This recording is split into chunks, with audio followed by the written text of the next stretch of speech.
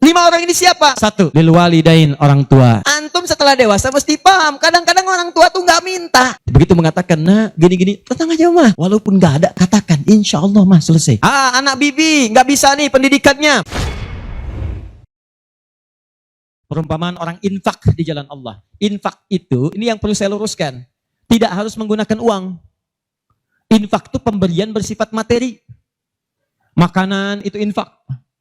Pakaian itu infak, buah-buahan itu infak. Silahkan berbagi, walaupun nggak ada uang, bisa kita gunakan dengan yang lain. Cek, kalau antum main ke Auckland, ke New Zealand, ya, di situ ada donation itu bukan cuma dengan uang, food. Kadang mereka kasih dengan makanan. Ada yang nyimpen ciki, kotaknya di situ. Di kotak infak itu, kotak dalamnya ada ciki, ada beras, dan macam-macam. Sampingnya ada yang uang. Cuman mesti dilihat dulu bagaimana bentuk kotaknya. Ya, kalau kotaknya belahan kecil, itu pasti uang. Bukan beras. Oh ini beras nih. Dibuka dulu karungnya, diginikan. Tidak bukan. Silakan bebas. Ya. Dan itu nilainya tinggi. Kadang-kadang antum lupa di majelis ilmu ada snacknya. Walaupun cuma kurma dapat 2. Bagi 1 dengan teman. Air misalnya tidak harus semua oleh antum. Begitu antum bagi langsung dituliskan 700 kali lipat paling minimal. Demi Allah saya katakan paling minimal 700 kali lipat. Makanya zaman Nabi itu ada satu keluarga yang berlomba tuh mendekatkan diri pada infak walaupun dirinya kekurangan. Agak aneh tuh cara berpikirnya. Ya, jadi kalau dibandingkan manusia sekarang nggak dapat. Saya mau tanya begini, antum di rumah persediaan, antum punya anak 2. Antum dengan istri, 1 suami, 1 istri, 2 anak. Di rumah ada persediaan makanan untuk 2 anak antum saja. Antum aja nggak makan malam itu, cuma ada anak 2. Untuk mereka kalau nggak makan mereka bisa nahan lapar semalaman. Tiba-tiba antum ditawarkan oleh seseorang, ada tamu nih, mau nggak dijamu di rumah? Bisa nggak? Pertanyaan saya, kalau ada orang yang datang seperti itu ke tempat antum, Mas, ini ada tamu, saya nggak bisa jamu, bisa nggak antum jamu? Di rumah antum cuman ada makanan untuk anak-anak, antum pun nggak bisa makan. Pertanyaan saya, dijamu nggak teman itu? Kenapa diam? Hai ahli surga, kenapa diam? Lihat cara berpikirnya. Kalau cara berpikir kita hanya ke makanan saja, maka kita katakan, Ustadz, anak saya aja dapatnya makanan seperti itu, kami pun nggak makan. Bagaimana bisa diberikan pada tamu? Tapi cara berpikir Tolhah dan keluarganya agak beda. Begitu Nabi katakan, ada tamu, kita datang, langsung angkat tangan. Duluan ngangkat, padahal yang lain banyak yang punya banyak makanan. Tapi cara berpikirnya, kapan lagi saya dapat 700 lebih? Kapan lagi saya dapat diangkat langsung tangannya? Ya Rasulullah saya. Sebelum yang lain ngangkat, angkat tangannya. Maka diantar kemudian ke rumahnya. Sampai di rumah, istrinya dikatakan, duhai sayang, ada titipan Rasulullah. Bahasanya bukan ada tamu, ada titipan Rasulullah. Allahu Akbar. Ada titipan Rasulullah. Maka istrinya langsung membaca, saya paham. Saya bertugas menidurkan anak-anak dulu, tidurkan. Yang suaminya menyiapkan makanan. Begitu sudah jadi kata suaminya kepada tamu tadi, Anda silahkan makan di sini, saya temani dulu istri saya. Gak enak rasanya, meninggalkan sendirian. Begitu temannya makan, dia berpura-pura makan di bilik yang lain. Membunyikan bunyi-bunyi seakan-akan makan. Begitu sudah kenyang, tanpa mukaddimah yang lain langsung pamit. Terima kasih sudah menjamu saya, semoga Allah berikan pahala. Pamit malam itu juga. Begitu selesai pamit, subuh-subuhnya datang menghadap pada Rasulullah pagi-pagi. Apa yang terjadi? Turun ayat Quran surah 59 ayat 9 sampai 10 itu. Walladzina tabawwa'ud dar sampai ke kalimat wa yu'thiruna ala anfusihim walau kana bihim khasasah. Tuh cara berpikirnya. Jadi kalau antum melihat peluang seperti ini, enak teman-teman sekalian, banyak sekali. Tidak harus uang, pakaian, makanan, macam-macam. Jadi kalau antum beli buah tuh, antum beli 5. Di rumah ada 3 orang. Berarti antum mesti sadar, Allah titipkan yang 2 lagi untuk peluang infak antum. Bukan untuk antum habiskan semua. Kok bisa orangnya cuma 3, beli mangga 5. Siapa yang menggerakkan antum untuk beli 5 mangga? Orang cuma 3. Berarti yang 2 lagi, itu Allah gerakkan untuk mendapatkan pahala. Ada peluang di situ. Lu kepada siapa ya Rasulullah saya berikan? Kepada siapa ya Allah saya infakkan? Ini yang sering keliru. Kata Allah langsung turun. Fi sabilillah, yang utama itu 5 dulu. 5. Kalau Anda temukan 5 ini, dia peluang infaknya sangat tinggi untuk diberikan. Siapa mereka ini? Ada di Quran surah kedua ayat 215. Paling kanan sebelah bawah.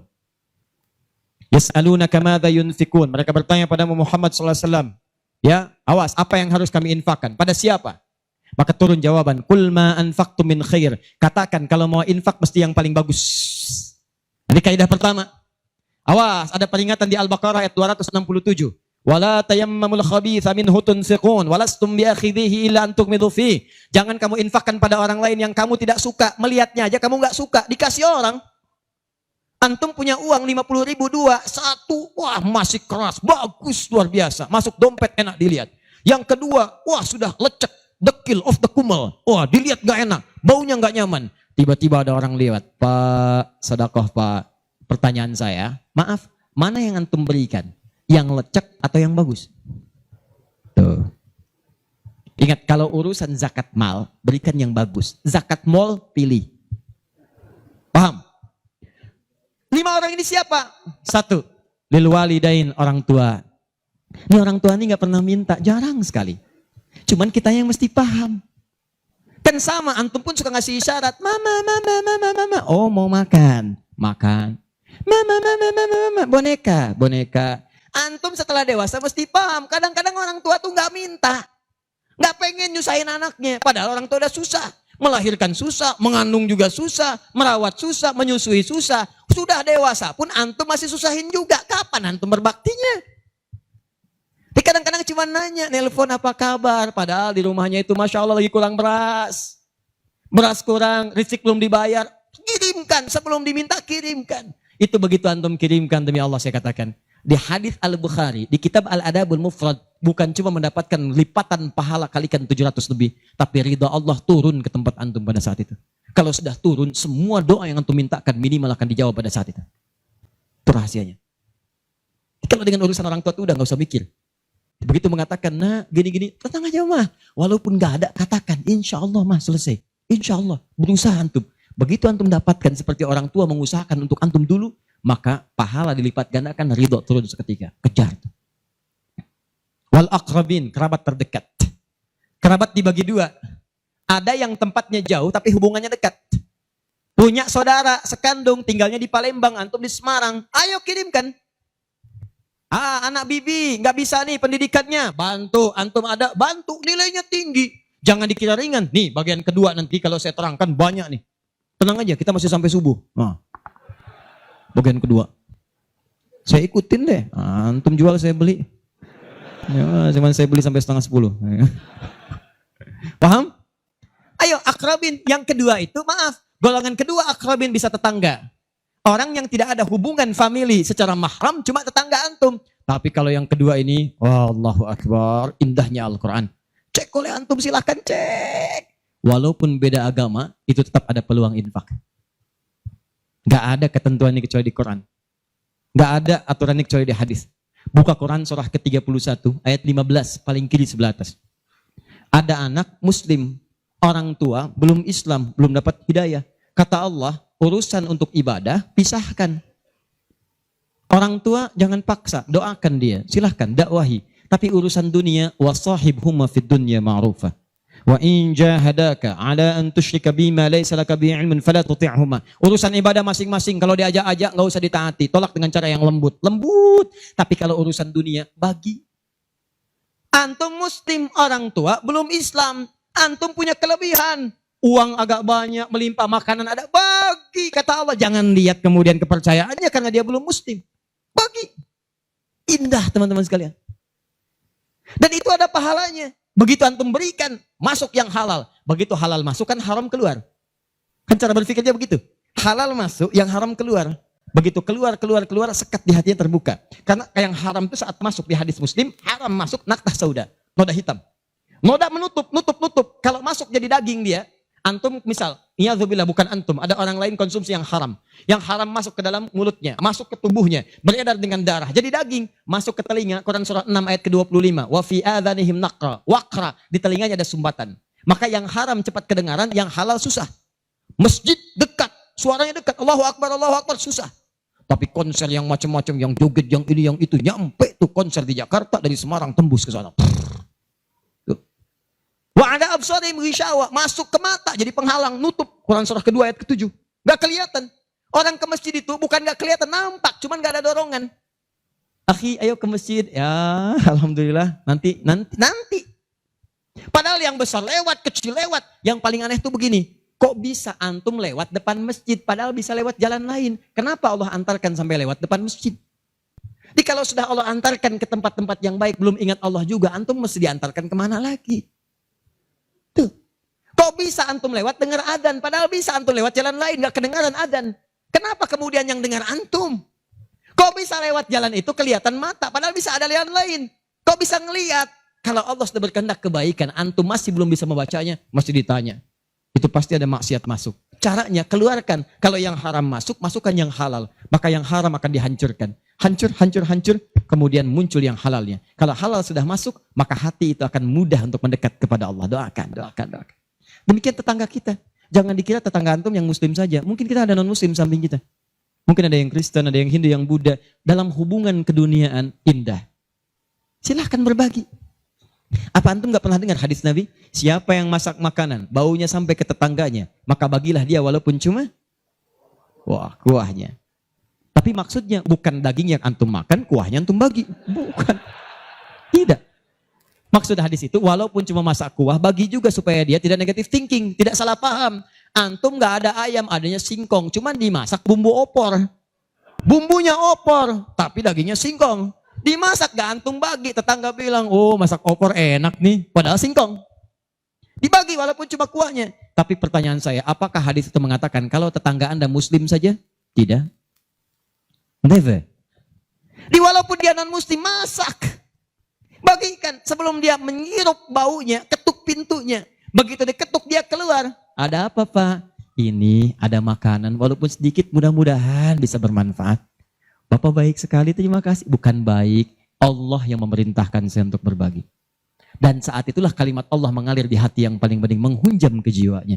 Masuk jadi hidayah. Masya Allah, besok-besok dia ketuk pintu kan, Assalamualaikum. Udah bisa Assalamualaikum tuh. Sebelumnya tidak. Begitu dibuka sambil mengembalikan yang kemarin, ya panci yang kemarin dikembalikan. Pak ini, apakah Allah sudah memerintahkan berbagi lagi hari ini? Oh. Lumayan. Gak ada aturan kalau bukan non-muslim jangan bagi. Gak ada, indah dalam Islam itu. Jadi walaupun anda kasih ke yang non-muslim, pahala dituliskan. Jadi jangan pilih-pilih kalau urusan dunia. Anda masak, ini samping Islam, sampingnya lagi Kristen, sampingnya lagi kemudian muslim, non-muslim. Bagi yang muslimnya, yang non-muslim tidak. Begitu dia ngelihat kelewatan dipanggil anda. Pak, kayaknya enak makanannya ya. Memang enak bu, cuman sayang ibu kafir. Oh, kok begitu? Gak ada. Jadi bagi teman-teman, silahkan. Dan pahalanya ada, indah. Cuman di kita tuh, coba lihat aturan antum bang aja deh. Kita fikirnya kumpulin lagi. Bab tumbuhan, sekarang kan lagi musim rambutan ya. Rambutan. Tuh, antum di pekarangan ada rambutan, tumbuh. Pohon rambutan, pekarangan antum. Cuman sayang buahnya ke tetangga antum. Terus ke sini. Maka dalam kaidah fikih disebutkan hakun mushtarak. Ini hak bersama antara antum dengan tetangga. Kenapa? Karena antum keluar rumah kelihatan cuman pohonnya. Dia keluar rumah kelihatan buahnya. Dan yang paling menarik, dia udah lihat buah, daunnya jatuh ke bawah. Dan kadang buah jatuh ke sini, membuat dia kesulitan. Awas, jangan sampai dia cuma ketiban sampahnya saja, antum kedapatan buahnya. Naik ke pohon rambutan, nggak boleh. Apa yang harus antum lakukan? Datangi dia, ketuk rumahnya. Sampaikan, Pak, maaf saya cuma mau ngasih tahu, itu ada pohon rambutan. Iya, saya juga tahu, punya bapak kan? Bukan, itu memang pohon saya, cuma buahnya merambat ke tempat bapak. Terus, itu hak kita bersama. Bapak nggak usah minta, begitu inginkan ambil aja, silahkan dapatkan. Aturan dari mana itu? Ini Rasul saya yang mengajari, Nabi Muhammad SAW. Bapak keluar, lihat buahnya, saya keluar cuma lihat pohonnya. Kalau bapak pengen ambil aja. Wah hebatnya Islam, terima kasih Pak. Insya Allah, udah insya Allah tuh. Ya. Nanti saya ambil, udah pergi tuh. Ambilin, dan kita senang lihatnya. Begitu diambil pahala. Setiap satu buah 700 pahala. Setiap satu buah, 700. Masya Allah. Luar biasa. Dan dia kan gak paham fikih. Belum masuk Islam. Besoknya ayam antum main ke tempat dia. Ayam. Dia kira hukum ayam sama dengan rambutan. Wah. Nabinya umat Islam baik banget. Kemarin ngirim rambutan, sekarang ayam. Pokoknya. Mungkin ayam itu akan menggendong antum ke surga. Ya? Infak tuh. Nah, pertanyaan saya, antum punya agenda berapa untuk infak tuh? Coba lihat, kadang-kadang kan ada anak yatim samping, Gak usah terpikir banyak uang. Pakaian, buka ya. Buka tuh pakaian antum. Masuk ke kamar, buka. Begitu dibuka, berapa banyak koleksi pakaian antum? Coba cuma pesen ya, cuma pesen satu aja. Mohon maaf ya, maaf sekali. Jangan sampai ada pakaian, walaupun sehelai itu, yang belum pernah dipakai ibadah. Usahakan setiap yang kita gunakan jadi saksi di akhirat bahwa dia pernah dipakai ibadah. Karena semua akan bicara. Tuh lihat kaos, bagian dalam, celana, bagian luar, semua, cek lagi semua. Dan kalau sudah itu antum pakai, ada yang lain gak kepake, bukan gak kepake. Boleh jadi itu dititipkan oleh Allah kepada antum untuk menjadi pahala antum dengan itu. Sebab mudah bagi Allah menitipkan pada yang lain. Kenapa dipilih antum supaya dapat bagian pahalanya? Jelas?